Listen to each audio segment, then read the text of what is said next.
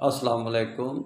سلطان محمود غزنوی جس نے کہ ہندوستان پر 17 حملے کیے اور 17 مینار بنائے، اس وقت کوئی بھی مینار محفوظ نہیں ہے، یعنی کہ نظر نہیں آتا۔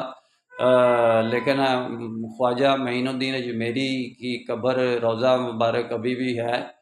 کہنے کا مقصد یہ ہے کہ وہ 17 حملوں کا کیا فائدہ ہوا کہ اب تک وہ ہندوستان اپنی جگہ پہ اپنا وجود رکھتا ہے اور اکھنڈ بھارت کا اب تک اس کا نظریہ قائم ہے۔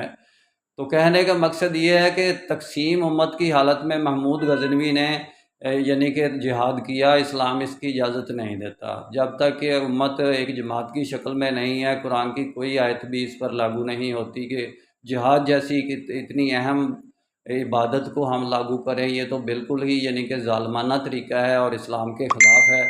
تو محمد بن قاسم سے لے کے محمود غزنوی تک جتنا بھی جہاد ہوا، یہ سارا غیر اسلامی طریقے پر اسلام کے شرعی اصول کے خلاف ہوا۔ تو آپ کے سامنے ہے، آپ دیکھ سکتے ہیں کہ اس کا کیا ہمارے پاس رزلٹ ہے۔